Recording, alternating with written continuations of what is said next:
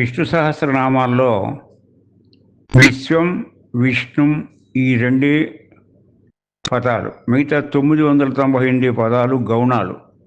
ఎందుకంటే గౌణములంటే విష్ణుమూర్తి యొక్క గుణగణాలని వర్ణించేది.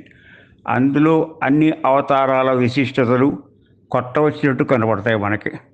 అయితే విష్ణు సహస్రనామం చివరిలో ఇంత విష్ణు సహస్రనామాన్ని పఠించే కన్నా కేనుబాయేన లఘునా విష్ణుర్నామ సహస్రకం అని అడిగిన పార్వతీదేవికి సమాధానంగా పరమేశ్వరుడు తేలిక చెప్పాడు. శ్రీరామ రామ రామేతి రమే రామే మనోరమే సహస్రనామ తత్తుల్యం రామనామ వరాననే. 1000 నామాలకి సమానం ఒక రామ. రా అనే శబ్దంలో రా అకారం, తర్వాత అకారం మకారం, రకారం అగ్నిబీజం, అకారం రకారం సూర్యబీజం, అకారం అగ్నిబీజం, మకారం చంద్రబీజం. కనుక మన త్రినేత్రాల్లో కూడా కుడి ఎడమ తీసిస్తే గిలాపింగళ నాడులు, మధ్యలో ఉండేటువంటి ఆజ్ఞాచక్రమే మనకి అగ్నిచక్రం. కనుక అది ఎటువంటి ఫలితాలు ఇస్తుందంటే చేసిన వాళ్ళకి వస్తుంది. ఒక్కసారి రామ అంటే 10 × 10 × 10 1000. అలా రామ రామ రామ అంటే మళ్ళా 1000, మళ్ళా రామ రామ రామ ఇంకొక 1000. అంటే మామూలుగా అయితే సహస్రనామం అంటే 1000 నామాలు.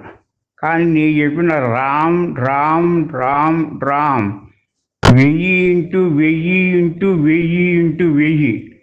ఇది వరరుచి ఆయన అంకెలకున్న విలువల మీద రాసినటువంటి శాస్త్రానికి సంబంధించింది. అంటే 1000 × 1000 × 1000 అంటే మనకి దగ్గరగా 1,000,000. మన చేతి వేలు యొక్క కణుపులతో 21 సార్లు లెక్కేస్తే ఎన్ని వస్తుంది? 21 కోట్లు. అది 100 సార్లు వేస్తే 100 కోట్లు. కనుక ఇది సహస్రనామ తత్తుల్యం, చాలా బలమైనటువంటిది. ఇకపోతే విష్ణు సహస్రనామంలో చెప్పని విశేషాంశాలు లేవు.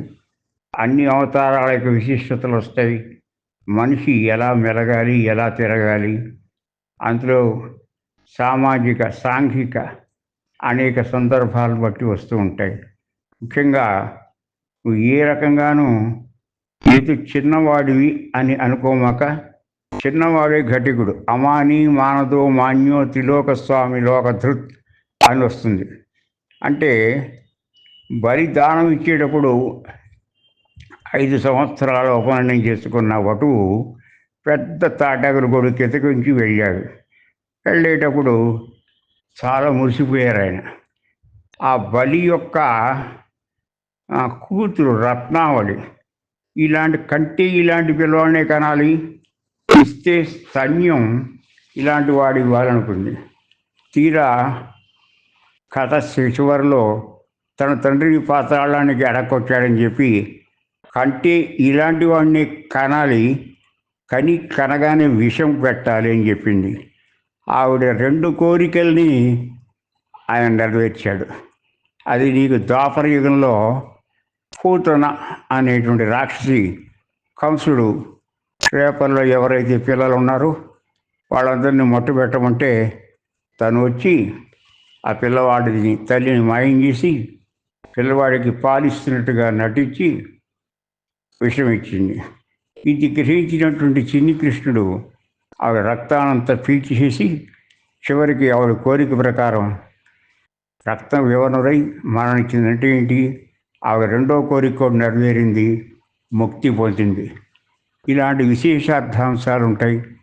మనకి యోగం కావాలంటే నరసింహం యోగో యోగ విదాం నేత ప్రధాన పురుషేశ్వర నారసింహ వపు శ్రీమాన్ కేశవ పురుషోత్తమ. కనుక మనకి యోగదాత నరసింహస్వామి. ఒక్క దేవుడి యొక్క ఆరాధనలో ఏముందో కూడా దాని తత్సంబంధమైన కథలు కూడా మన కరువు వస్తాయి.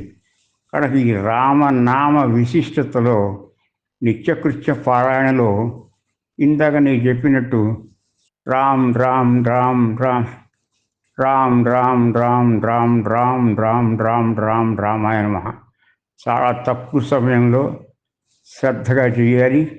త్రిపుడి తిరగాలి.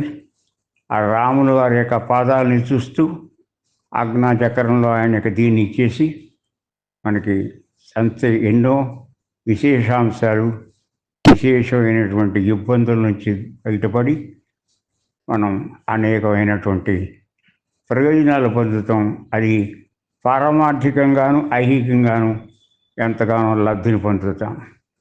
జై శ్రీరామ్.